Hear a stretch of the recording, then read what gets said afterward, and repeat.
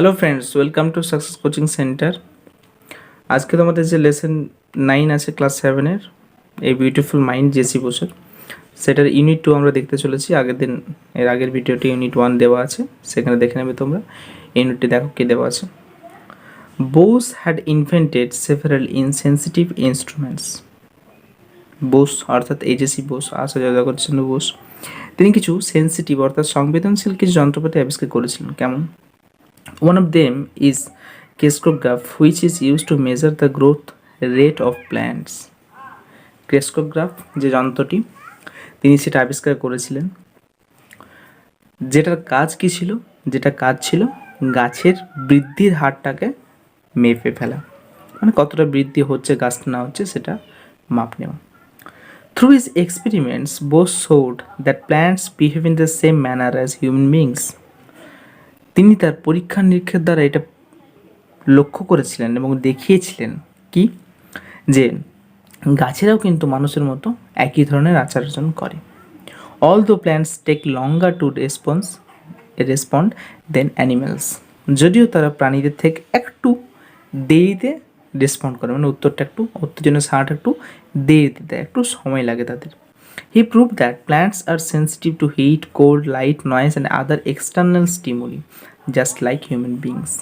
তিনি এটা প্রমাণ করেছিলেন যে গাছেদেরও কিন্তু সেই সংবেদনশীল অর্থাৎ উত্তেজনায় যেরকম করে আমাদের উত্তেজনা লাগে, হিট, কোল্ড, লাইট, নয়েজ, আদার অন্যান্য যে উত্তেজনাগুলো আছে, সেরকম গাছেরাও কিন্তু আমাদের মতোই কিন্তু উত্তেজনায় সাড়া দেয়।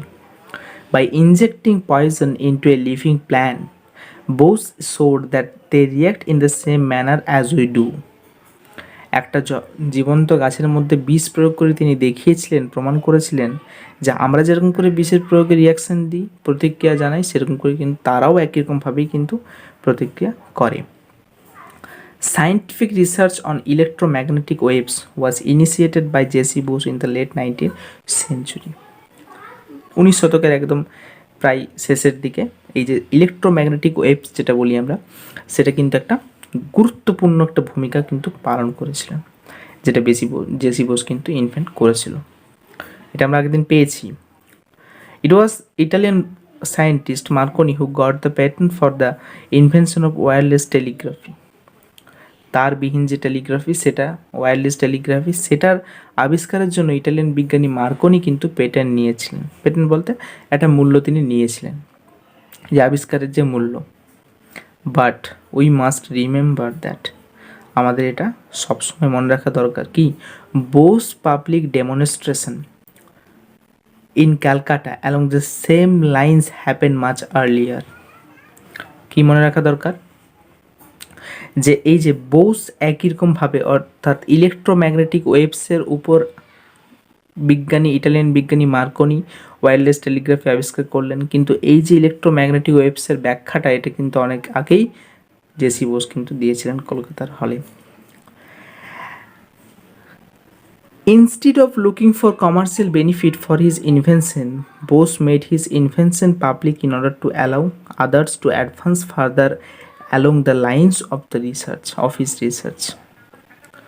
কোনো রকম বাণিজ্যিক সুবিধা বা বাণিজ্যিক কোনো রকম পয়সাপাতি বা যেটা বলবো আমরা কি বলবো, বাণিজ্যিক মূল্যর পরিবর্তে তিনি তার আবিষ্কারকে সর্বসমক্ষে ডিসক্লোজ করেছিলেন, প্রকাশ করেছিলেন, যাতে করে অন্যান্য যারা বিজ্ঞানী এটার উপর কাজ করবে তারা আরও নতুন কিছু আবিষ্কার করতে পারে, এটার উপর ভিত্তি করে, বা আরও ভবিষ্যতে এটা আরও বা এগিয়ে নিয়ে যেতে পারে। কোনো রকম কমার্শিয়াল কিন্তু বেনিফিট কিন্তু নেননি। কিন্তু ইটালিয়ান বিজ্ঞানী কিন্তু মার্কনি, তিনি কিন্তু সেটা করেননি, তিনি প্যাটেন্ট নিয়েছিলেন। However, Bose's place in history has now been re-evaluated. ইতিহাসে বোসের স্থান কিন্তু এখন উচ্চ পর্যায়ে। তিনি প্যাটেন্ট নেননি, তিনি সমাজের জন্য করে গেছেন, তিনি মানুষের জন্য করে গেছেন তার আবিষ্কারগুলোকে, তার জন্য তিনি এখনও আজও পর্যন্ত স্মরণীয়, রি-ইভ্যালুয়েটেড হচ্ছেন তিনি। This great Indian scientist was eventually crowned with glory when he was awarded knighthood by the British government in 1970. 1917 খ্রিস্টাব্দে ব্রিটিশ সরকারের দ্বারা যখন নাইট উপাধি তিনি প্রাপ্ত হলেন, তখন অবশেষে তার মাথায় বলতে ইন দ্য সেন্স তিনি অ্যাওয়ার্ডেড হলেন, মানে পুরস্কৃত হলেন ব্রিটিশ গভর্নমেন্টের দ্বারা। He was also conferred many other awards like Fellow of the Royal City, Companion of the Order of the Indian Empire। তিনি অন্যান্য আরও অনেক অ্যাওয়ার্ড পেয়েছিলেন, পুরস্কার পেয়েছিলেন, যেমন ফেলো অফ দ্য রয়্যাল সোসাইটি এটা পেয়েছিলেন, companion of the order of the Indian empire এটা পেয়েছিলেন, এটসেট্রা। নিডলেস টু সে, বলার কোনো প্রয়োজন নেই কি he is one of the greatest scientist ever born in our country. তিনি হলেন আমাদের দেশের one of the greatest scientist. আরও অনেক বিজ্ঞানী আছেন, আচার্য প্রফুল্লচন্দ্র রায় আছেন, সিবি রমন আছেন, তাদের মধ্যে ইনি হচ্ছেন ওয়ান অফ দ্য গ্রেটেস্ট, মানে অন্যতম একজন গুরুত্বপূর্ণ বিজ্ঞানী। Sir J C Bose wrote several books and published many research papers in leading science journals।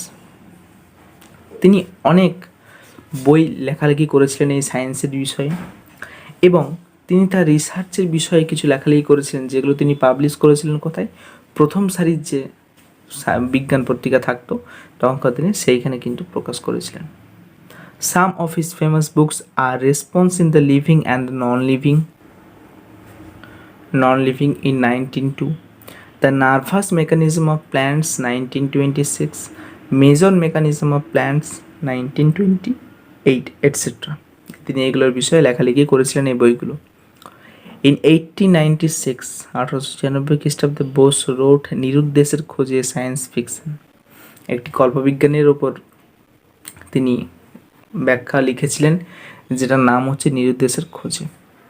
In fact, এবং আলোচনা সাপেক্ষ বা বস্তুত, he was the first writer of science fiction in Bangla. বাংলাতে প্রথম সায়েন্স ফিকশন কিন্তু তিনিই লিখেছিলেন। In November 1917, Bose founded the Bose Institute at his own house in Calcutta. কলকাতার নিজের বাড়িতেই তিনি কিন্তু বোস ইনস্টিটিউট স্থাপন করেছিলেন, অর্থাৎ একটা সায়েন্সের রিসার্চের জায়গা যেখানে সায়েন্স সম্পর্কিত আলোচনা, গবেষণা, অনুসন্ধান এগুলো কিন্তু চলবে। He donated Bose institute to the nation for research on science. বিজ্ঞানের বিভিন্ন বিষয়ে আলোচনা করার জন্য, বিভিন্ন বিষয়ে অনুসন্ধান গবেষণা করার জন্য তিনি এই বোস ইনস্টিটিউটকে জাতির উদ্দেশ্যে অর্থাৎ দেশকে তিনি সেটা দান করেছিলেন, যে ভবিষ্যতে এখান থেকে অনেক ধরনের রিসার্চ কিন্তু হবে এবং যা মানুষের এবং দেশের কাজে লাগবে। This great Indian scientist breathed his last on 23rd November 1937. এই মহান ভারতীয় বিজ্ঞানী তার শেষ নিঃশ্বাস ত্যাগ করেন 23 নভেম্বর 1937 খ্রিস্টাব্দে।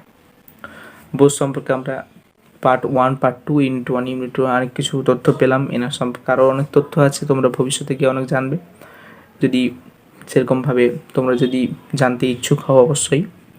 তিনি এখানেই তার আবিষ্কারের একটা গুরুত্বপূর্ণ দিক যে তিনি আবিষ্কারে কিন্তু পেটেন্ট নেননি, যেটি করেছেন সেটি কিন্তু মানুষের জন্য, দেশের জন্য। এই জন্য তিনি আজকে এত বিখ্যাত। ঠিক আছে, তো এটা ভালো করে পড়বে। যদি কোথাও কোনো প্রবলেম হয় অবশ্যই কিন্তু কমেন্টে জানাবে। আর যদি ভিডিওটি ভালো লেগে থাকে সবার মধ্যে, বন্ধুদের মধ্যে অবশ্যই কিন্তু শেয়ার করবে। ঠিক আছে, থ্যাংক ইউ।